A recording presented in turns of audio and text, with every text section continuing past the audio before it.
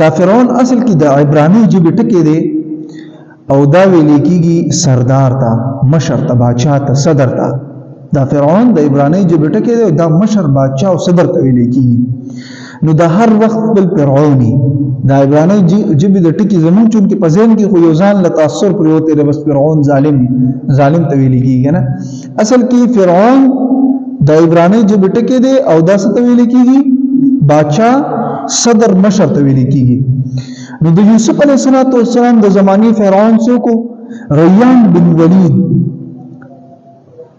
رضی الله تعالی عنہ. دا یو ډیر نیک انسان و، ډیر زبردست انسان و. ګوره په خوشحالۍ باندې څه وکړل؟ پټکې تاج د سر ویستو د یوسف علیه السلام په سر کې خو ټوله بادشاهي ور په حواله کړه. دا ډیر ګران کار دی چې یو سړی د دومره غټ د ملک بادشاه دی وي او هغه څه وکړي تاج دې په اسانه وباسي. تاسو خپل ملک وګورئ څنګه پېنې کېږي چې له چا نه بادشاهي والي هغه داسې وي لکه مایع چې د اوبو نه بار ترسخېږي او پړقېږي، څه نه کوي. نو دغه شان ریان بن ولید دا د یوسف علیه السلام د دور بادشاه چې هغه ټیم کې ورته فرعون صدر او مشر ته لکه څنګه چې اوس موږ PM وایو، پرایم منسٹر سی شو کنه. نو هغه دور کې ورته فرعون ویل.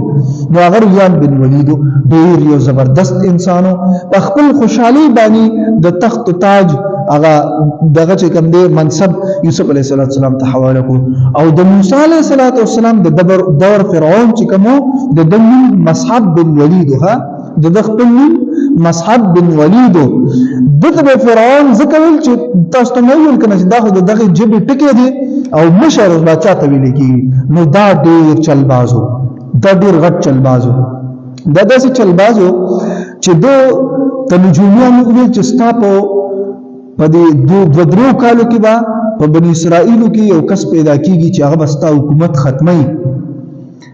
حکومت ختمي، او هغه با بادشاہي قائمي. نو د خزو محکمه جوړ کړه چې هغه به هغه وخت د بنی اسرائیلو کافي تعدادو چې په دې باندې مقرر کړه چې دا خزو به ګوري چې کومه خزه حامل وي داغي ته به ګوري، داغي دغه بکی نظر ثانی بکی.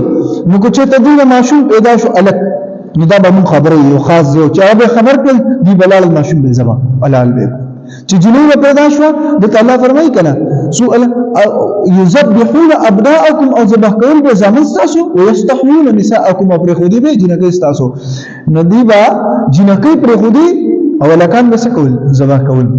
شاه عبد العزيز محدث دهلوی رحمه الله په تفسیر عزیزی کې لیکلي دي چې 12,000 ماشومان حلال کړي، 12,000 ماشومان. او علامه بونی رحمه الله د تحقیق مطابق چې کوم دی هغه چې 90,000 ماشومان دي حلال کړي. علامه بونی رحمه الله د ډیر لوی محقق او عالم تیر شوی دی. دو کتاب لیکلی په شمس العارفین په عملیات په میدان کې دی کتاب لیکلی شمس العارفین چې دا په سلور جلد کې تقریبا او بهترین کتاب دی او ډیر اعلی کتاب دی. دا یې ذکر کړی دی چې د فرعون د خپل دور د دغه بنی اسرائیل د زنانو او یا زره ماشومان چې کوم دی هغه څه کړو حلال کړو. او د دې د وجنه 90,000 زنانو چې کوم دی چې په خېټه حمل پروتو هغه د دې د یورنا چې یو زما بچي پیدا شي نو کوالي کې اسب هم نه لالي سبکه اسب هم لالي نو هغه چې کوم خپل حمل ځای کړو لزر کم 1,00,000 ماشومان زنانه چې کوم دی هغه ځای لکړو ها ورزولو. دومره لوی ظلم د کړو د دې حکومت د بچاو د پاره چې د حکومت به بچ کم او دا بسو کی چې دا کس پیدا نشي د موسی علیه السلام. نو الله څه وکړل؟ الله چې کوم دی د پکور کې موسی علیه السلام راوړ. او یو اکبر آلاباد یو شاعر تیر شوی دی هغه یو قتل سے بچوں کے وہ بدنام نہ ہوتا افسوس کہ فرعون کو کالج یا یونیورسٹی کی نہ سوجی. کالج دا هغه سره کالج یاد کړو سو یونیورسٹی می یادو چې افسوس کې فرعون کو کالج یا یونیورسٹی کی نہ سوجی.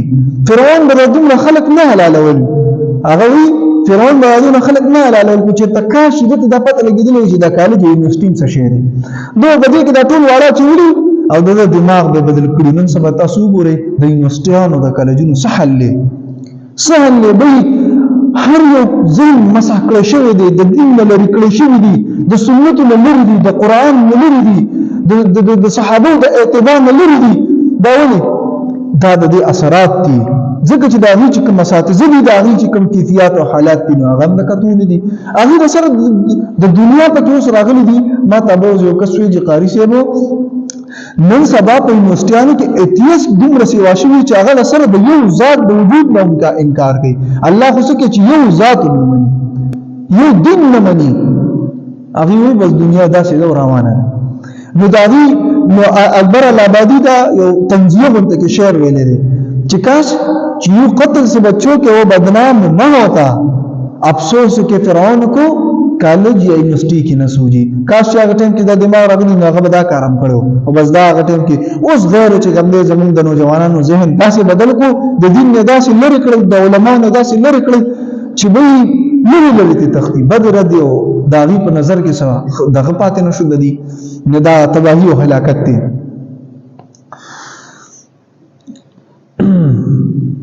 مولانا روم یو حکایت ذکر کړی دی چې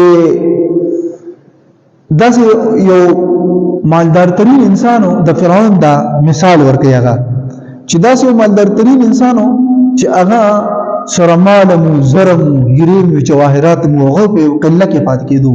نو غلام راغون شو. دا مولانا روم چې کوم دی دا ډېر غټې غټې مسلې چې کوم دی ډېر ښکلې ښکلې راباندې په دې دغه کې نو هغوی چې غلام راغون شو هغوی ویل چې اوس داسې څه طریقې کار وکړو چې به د کور نه دا مال راوړو. نو یاغي مشوره وکړه چې یو نری وجود والا کس وکړي. هغه ته ویل چې کله دا ور کولاویږي ته به دې سوري کې ورننوځه او ته ورننوځه ټوله شپه هلته تېر کړه، د کټ د لاندې شه یا په چاټۍ کې ځان پټ کا خو څه چل وکړه او چې کله شپه شي مونږ ته د دې طرف دا ور بیا کولاو کړه د قلي. نو فرمایي چې کله د غل دم نو د چې کله شپه شو نو د دا کونډي کولاو کړه. نو هغه مالک پې پوه شو، نو هغه راپاسې ده واپس ځان پټ کړو. نو هغه واپس دا کونډي بنده کړو، خو خاموش اوده شو. داسې اوده شو چې زه اوس ما خو کونډي بنده کړه، دا جوړې کولاو پاتې شوی و. بیا غل راپاسې د کولاو یې کړه او هغه سیتې یوړل. نو مولانا روم فرمایي چې فرعون دومره غټ خلک ذبح کړل، قتل یې وکړو، غارت یې وکړو، تباهي وکړه او الله رب عزت د هغه په کور کې موسی علیه السلام 10 کاله چې کوم دی وساتو. 10 کاله موسی علیه السلام دا په کور کې او څه پرورش یې ونه کوو، داسې پرورش یې ونه کوو چې د هغې څه حد نه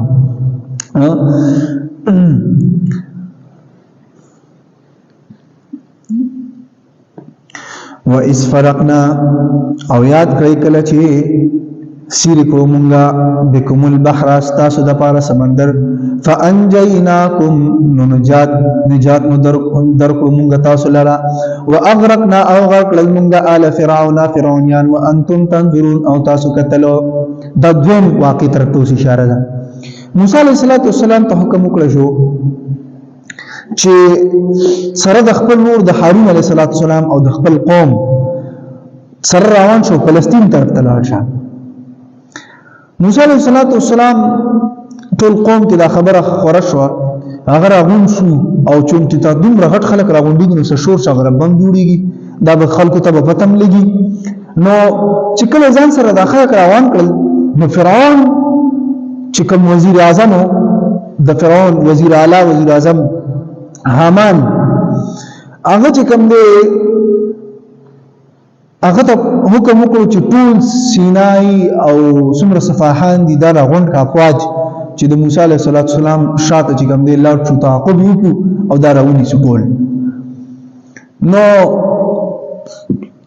موسی علیه السلام سره د قوم روانو چې کله دا دریای قلزم ته ورسېدو نو الته سمندر مخې رالو. نو موسی علیه السلام او قوم چې کوم دی سمندر ته ودرېدو، شاته فرعون د باجو او د ډول سورنا او د هر څه سره چې کوم دی روانو شرابونه او ښځې ځان سره روانې کړې وي، یو ډېر لوی شور شغرب و. د موسی علیه السلام قوم موسی علیه السلام ته وایي چې اوس به څه کوو، مخکې سمندر دی او شاته زموږ نه د فرعون هغه ظالم فوج دی. نو څوک موسی علیه السلام ته فرمایي چې زما رب زموږ سره دی. نو الله رب عزت حکم وکړ خپله کونټۍ باندې چې کوم دی دا سمندر ووه او دا سمندر چې کله یو موسی علیه السلام نو هغه 12 لارې پاږي کې وته 12 لارې پاږي کې وته او دا لارې پکې وته چې مفسرین لیکلي دي چې په هغه لارو کې د اوبو بالکل پځې ودرې دي د اوبو نه دیوالونه جوړ شو دیوالونه د اوبو نه جوړ شو او داسې جوړ شو مفسرین لیکلي چې په هغه کې کړکۍ باقاعده جوړې شوې کړکۍ پکې جوړې شوې دا د دې د وجه نه چې دا کم دی لارې روان چې دا دې سوچ کړه نه چې دا بل لارې روان شاته پاتې شو یا موږ په منځ کې ډوب نه شو چونکې په یو ځای ورنه یو بل وتخکارېدل چې دی واړو د فرعون خپل حامان ته هم حکم وکړ چې تاسو مخکې شئ او زه درپسې در روان یم نو چې کله حامان هم مخکې شو او دا ټول قوم د فرعون پوځ چې کوم دی دا کله د دریق الزم ته خور دغه شو نو الله رب عزت چې کوم دی دریق الزم ته حکم وکړ چې رابن پېښ کړه هلاک یې کړه نو د هغې ټولو ته جهنم واصل شو